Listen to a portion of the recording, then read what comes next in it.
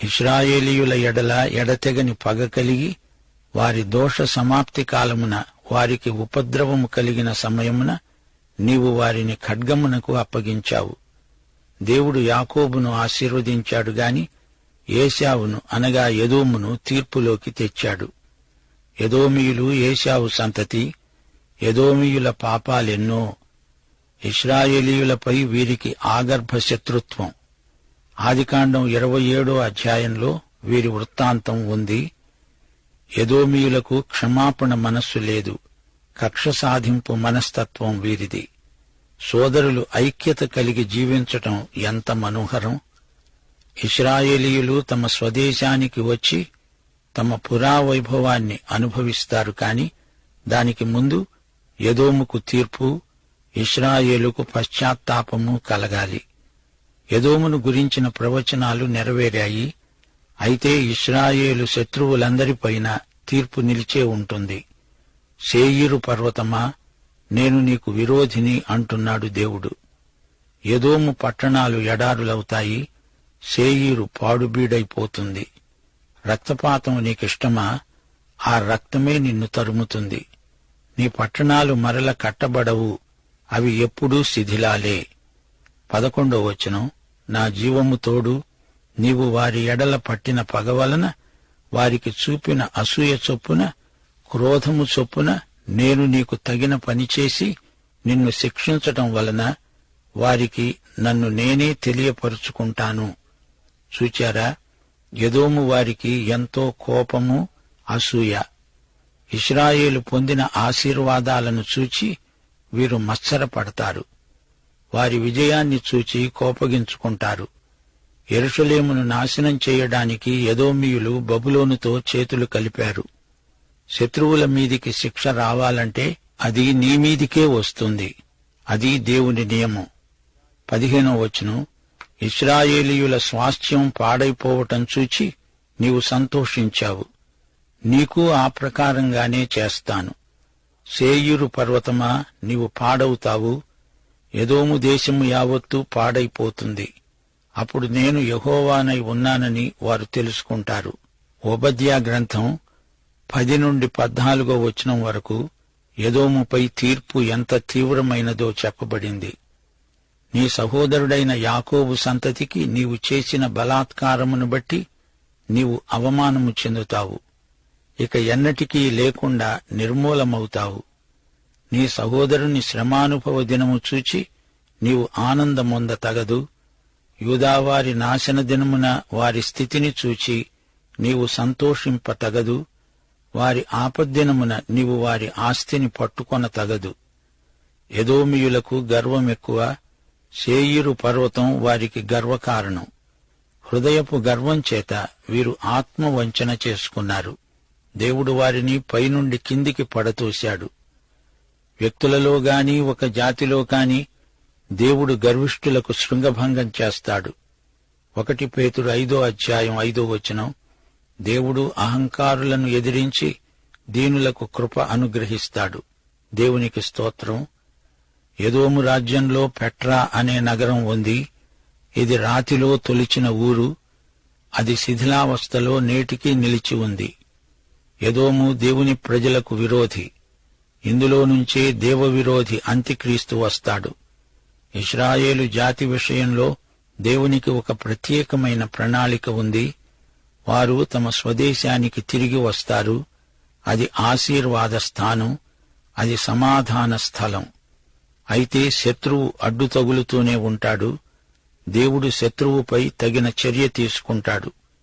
దేవుని ప్రజలు తమ స్వదేశానికి తిరిగి వస్తారు. దేవుణ్ణి ఆనందోత్సాహాలతో ఆరాధిస్తారు. శాంతి సమాధానాలతో హాయిగా జీవిస్తారు. శ్రోతలు, ఇప్పుడు మనం యెహెజ్కేలు 36వ అధ్యాయానికి వచ్చాము. ఇశ్రాయేలు జాతిపరంగా గత పాపాలకు ప్రాయశ్చిత్తం చెందాలి. దేవుడు వారిని క్షమిస్తాడు. అప్పుడే వారికి జాతీయ పునరుద్ధరణ. 5 నుండి 8వ వచనం వరకు, సంతుష్ట హృదయులై నా దేశమును హీనముగా చూచి దోపుడు సొమ్ముగా ఉండడానికి తమకు అది స్వాస్థ్యమని దానిని స్వాధీనపరుచుకొన్న ఎదోమీయులందరిని బట్టి శేషించిన అన్యజనులను బట్టి నా రోషాగ్నితో యథార్థముగా మాట ఇచ్చాను. కాబట్టి ఇశ్రాయేలు దేశమును గూర్చి ప్రవచనమెత్తి పర్వతములతో, కొండలతో, వాగులతో, లోయలతో ఈ మాట తెలియచెప్పు. మీరు అన్యజనుల వలన అవమానము నొందారు గనుక రోషముతో, కోపముతో నేను మాట ఇచ్చాను. మీ చుట్టూ ఉన్న అన్యజనులు అవమానము చెందుతారని నేను ప్రమాణము చేస్తున్నాను. ఇశ్రాయేలు పర్వతములారా, ఇక కొంతకాలానికి ఇశ్రాయేలీయులైన నా జనులు వస్తారు. మీరు చిగురు పెట్టి వారి కొరకు మీ ఫలాలు ఫలిస్తారు. వారు త్వరలో స్వస్థలానికి వస్తారు. అయితే కాలగతులు ఆయన వశంలో ఉన్నాయి. ఆయనకు మన 1000 సంవత్సరాలు ఒక్క రోజుతో సమానం. 16 నుండి 18 వచనం వరకు. నరపుత్రుడా, ఇశ్రాయేలీయులు తమ దేశములో నివసించి దుష్ప్రవర్తన చేత, దుష్క్రియ చేత దానిని అపవిత్రపరిచారు. దేశములో వారు చేసిన నరహత్య విషయమై విగ్రహాలు పెట్టుకుని వారు దేశమును అపవిత్రపరచిన దాని విషయమై నేను నా క్రోధమును వారి మీద కృమ్మరిస్తాను. ఇశ్రాయేలు భూమి, ఇశ్రాయేలు ప్రజలు ఈ రెండిటినీ విడదీయలేము. 19వ వచనం. వారి ప్రవర్తనను బట్టి వారిని శిక్షించి అన్యజనులలోనికి వారిని వెళ్లగొట్టగా వారు ఆయా దేశములకు చెదరిపోయారు. చూచారా, వీరిని ఈ విధంగా చెదరగొట్టింది దేవుడే. 21 నుండి 23వ వచనం వరకు. ఇశ్రాయేలీయులు పోయిన ఎల్లచోట్లను నా పరిశుద్ధ నామమునకు దూషణ కలుగగా నేను చూచి నా నామము విషయమై చింతపడ్డాను. ఇశ్రాయేలీయులారా, మీ నిమిత్తము కాదుగాని అన్యజనులలో మీ చేత దూషణ నొందిన నా పరిశుద్ధ నామము నిమిత్తము నేను చెయ్యబోయే దానిని చేస్తాను. అన్యజనుల మధ్య మీరు దూషించిన నా ఘనమైన నామమును నేను పరిశుద్ధపరుస్తాను. వారి ఎదుట మీ యందు నన్ను నేను పరిశుద్ధపరచుకొనగా నేను ప్రభువైన యెహోవానని వారు తెలుసుకుంటారు. ఈ లోకంలో దేవుని బిడ్డలయందు ఆయన తన నామమును పరిశుద్ధపరచుకుంటాడు, ఘనపరచుకుంటాడు. ఈ లోకంలో అనేకులు దేవుణ్ణి, ఆయన సంఘాన్ని అపహసిస్తారు. అయితే యేసు నామమున ఒకానొక రోజు ప్రతి మోకాలు వంగాల్సిందే. ఇది దేవుని సృష్టి. ఆయన రాజ్యము వచ్చునుగాక, ఆయన నామము అంతటా పరిశుద్ధపరచబడునుగాక. 26వ వచనం. నూతన హృదయం మీకిస్తాను, నూతన స్వభావం మీకు కలుగచేస్తాను. రాతి గుండె మీలో నుండి తీసివేసి మాంసపు గుండెను మీకిస్తాను. నా ఆత్మను మీ యందుంచి నా కట్టడలను అనుసరించే వారినిగాను, నా విధులను గైకొనే వారినిగాను మిమ్ములను చేస్తాను. వీరంతా నూతన జన్మానుభవం పొందుతారు. నా ఆత్మను మీ యందుంచుతాను. యోవేలు ప్రవచనం కూడా ఇదే. సర్వ శరీరుల మీద దేవుడు తన ఆత్మను కుమ్మరించబోతున్నాడు. పెంతెకోస్తునాడు కొందరి అనుభవం, ఇప్పుడు అందరి అనుభవం కాబోతున్నది. ఆ రోజున పేతురు తన పెంతెకోస్తు ప్రసంగంలో ఏమన్నాడు? మేము మద్యపానం చేశామని మమ్ములను అపహాస్యం చేస్తున్నారా? ఇది యోవేలు ప్రవచనం. రక్షించబడిన బిడ్డలందరినీ పరిశుద్ధాత్మ యేసు శరీరంలోకి చేరుస్తున్నాడు. విశ్వాసులందరూ కలిసి యేసు శరీరమవుతున్నారు. మనమంతా ఆయన శరీరంలో అవయవములం. నా ఆత్మను మీ యందు ఉంచుతాను అంటున్నాడు దేవుడు. 28, 29 వచనాలు. నేను మీ పితరులకు ఇచ్చిన దేశములో మీరు నివసిస్తారు. మీరు నా జనులై ఉంటారు. నేను మీ దేవుడనై ఉంటాను. మీ సకలమైన అపవిత్రతను పోగొట్టి నేను మిమ్మును రక్షిస్తాను. మీకు కరువు రానియక ధాన్యమునకు ఆజ్ఞ ఇచ్చి అభివృద్ధిపరుస్తాను. వారు తమ స్వదేశంలో నివసిస్తారు. అక్కడ సర్వ సమృద్ధి. ఇశ్రాయేలుకు దేవుడు భౌతిక ఆశీర్వాదాలు వాగ్దానం చేశాడు గాని సంఘానికి పరలోక ఆధ్యాత్మిక ఆశీర్వాదాలన్నీ వాగ్దానం చేశాడు, ఇచ్చాడు కూడా. ఈ అధ్యాయం ముగింపులో గొప్ప ప్రవచనమున్నది. 35 నుండి 38 వచనం వరకు. పాడైన భూమి ఏదెను వనమూలె అయిందని, పాడుగా నిర్జనముగా ఉన్న ఈ పట్టణాలు నివాసులతో నిండి ప్రాకారములు గలవి అయినవని చెబుతారు. అప్పుడు యెహోవానైన నేను పాడైపోయిన స్థలములను కట్టేవాడనని, పాడైపోయిన స్థలములలో చెట్లను నాటేవాడనని మీ చుట్టూ శేషించిన అన్యజనులు తెలుసుకుంటారు. యెహోవానైన నేను మాట ఇచ్చాను, దానిని నెరవేరుస్తాను. ఇశ్రాయేలీయులకు నేను ఈలాగు చేసే విషయంలో వారిని నా వద్ద విచారణ చేయనిస్తాను. గొర్రెలు విస్తరించున్నట్లుగా నేను వారిని విస్తరింపచేస్తాను. నేను యెహోవానై ఉన్నానని వారు తెలుసుకున్నట్లు ప్రతిష్ఠితములైన గొర్రెలంత విస్తారముగా నియామక దినాలలో యెరూషలేముకు వచ్చే గొర్రెలంత విస్తారముగా వారి పట్టణములందు మనుష్యులు గుంపులు గుంపులుగా విస్తరించేటట్లు నేను చేస్తాను. ఇశ్రాయేలుకు అది సువర్ణయుగం, అదే వారికి ఆశాతార, నిరీక్షణ. ప్రియశ్రోతలు, దేవుడు సార్వభౌముడు, సింహాసనాసీనుడు. చెరలో ఉన్న ఇశ్రాయేలీయులతో మీరు స్వదేశానికి వెడతారు అంటే వారికి అసాధ్యమనిపించింది. కాని అది దేవునికి సాధ్యమే. వారి దేశంలో పంటలు సమృద్ధిగా పండుతాయి, శపితమైన భూమి సస్యశ్యామలమవుతుంది. దేవుని నామఘనతకై దేవుడు అన్యుల మధ్య గొప్ప కార్యాలు జరిగిస్తాడు. తన ప్రజలే కాదు, లోకములోని సమస్త జనులు రక్షించబడాలని దేవుని కోరిక. అన్యుల మధ్య దేవుడు తన ప్రజల ద్వారా మహిమ పొందగోరుతున్నాడు. దేవుడు తన మహిమను విగ్రహాలకు చెందనీయడు. ఆయన పౌరుషము గల దేవుడు. దేవుని ప్రజలే ఈ లోకంలో దేవునికి ప్రతినిధులు.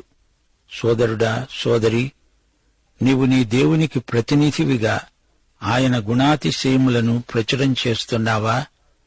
దేవుడు ఇశ్రాయేలుకు భౌతికంగానే కాదు, ఆధ్యాత్మికంగా కూడా ఎంతో అభివృద్ధిని వాగ్దానం చేశాడు. నూతన హృదయమిస్తానన్నాడు. తన ఆత్మను వారి యందు ఉంచుతాను అన్నాడు.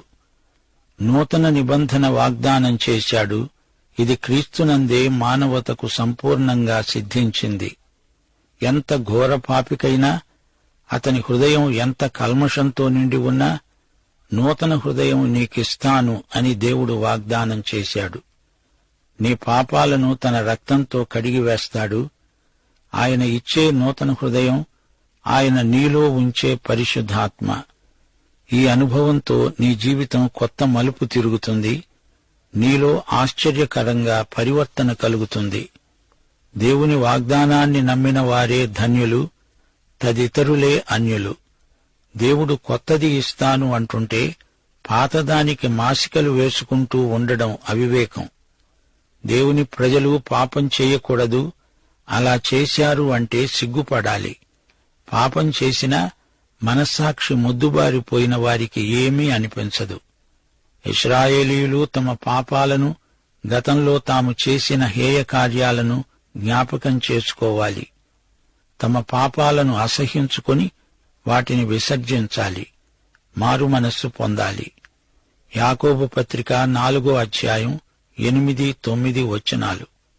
దేవుని యొద్దకు రండి, అప్పుడాయన మీ వద్దకు వస్తాడు. పాపులారా, మీ చేతులను శుభ్రం చేసుకోండి. ద్విమనస్కులారా, మీ హృదయాలను పరిశుద్ధపరచుకోండి. వ్యాకులపడండి, దుఃఖపడండి, ఏడవండి. మీ నవ్వు దుఃఖానికి, మీ ఆనందం చింతకు మార్చుకోండి. దేవుని ఉన్నత ప్రమాణాన్ని గుర్తించి ప్రతి ఒక్కడూ తన భక్తిహీనతకు పశ్చాత్తప్తుడవ్వాలి. జీవితంలో పాపాన్ని పసికట్టాలి. దేవుణ్ణి బాధపెట్టినందుకు ఆయనను క్షమాపణ వేడుకోవాలి. అప్పుడు దేవునికి నీకు మధ్య దూరమే ఉండదు. ప్రజలు వేడుకుంటే దేవుడు కనికరిస్తాడు. దేవుడిచ్చే నూతన హృదయం పొందే వరకు దేవుని కనికరమును ఎవరూ పొందలేరు. ఆయన ఆహ్వానం అన్ని కాలాలకు, అన్ని జాతులకు, దేశాలకు వర్తిస్తుంది. ఈ సందర్భంలో మా శ్రోతలకు పాత కొత్త నిబంధనల వ్యత్యాసం చూపగోరుతాము. పాత నిబంధన రాతి పలక మీద రాయబడింది. అది ధర్మశాస్త్రం మీద ఆధారపడింది. ధర్మశాస్త్రం నేర్చుకున్న వారికే తెలుస్తుంది. ధర్మశాస్త్రం ద్వారా దేవునితో సంబంధం భయంతో కూడినది, చట్టములకు శాసనములకు సంబంధించింది. అయితే కొత్త నిబంధన విశ్వాసి హృదయం మీద రాయబడింది. దేవుణ్ణి ప్రేమించాలి, ఆయనను సేవించాలి అనే కోరికపై ఆధారపడింది. ఇది అందరికీ తెలిసిన నిబంధన. ఈ కొత్త నిబంధన దేవునికి నీకు వ్యక్తిగత సంబంధాన్ని చూపుతుంది. ఈ అధ్యాయం 18వ వచనంలో దేవునికి చెందిన ప్రదేశాన్ని ప్రజలు 2 విధాలుగా అపవిత్రం చేశారని చెప్పబడింది. 1 రక్తపాతం, 2 అబద్ధ దేవతారాధన. రక్తపాతం వల్ల ప్రజలు మరణించారు, అబద్ధ దేవత పూజ వల్ల సత్యం మరణించింది. ఈ రెండిటినీ చేసి వారు ధర్మశాస్త్రాన్ని మీరిన వారయ్యారు. మరో మాట, ఇశ్రాయేలీయులు ఓటమికి గురై తమ మధ్యకు ఎందుకు చెదరిపోయారో నిజమైన కారణం ఇరుగు పొరుగు దేశాల ప్రజలకు తెలియదు. వారి దేవుడు వారిని ఆదుకోలేనంత బలహీనుడని, తమ దేవుళ్ల కంటే తక్కువ వాడని వారు భావించారు. కాని అసలు రహస్యమేమిటంటే, దేవుడు తన ప్రజలపై ఈ విధంగా క్రమశిక్షణను అమలుపరుస్తున్నాడు. దేవుడు తన పరిశుద్ధ నామ ఘనత కోసం కొన్ని పనులు చేయబోతున్నాడు. ఇశ్రాయేలును తిరిగి వారి దేశానికి తెచ్చి అలా పూర్వ క్షేమస్థితి పొందిన దేశంలో వారిని పరిశుద్ధ ప్రజలుగా చేస్తాడు. ఇలాంటి కనికరానికి వారు యోగ్యులు కాకపోయినా ఇది దేవుని కృప. ఇందుమూలంగా ఆయన ఘననామమునకు స్తుతి. దేవుని పేరు ప్రతిష్టలు ఆయన ప్రజలతో ముడిపడి ఉన్నాయి.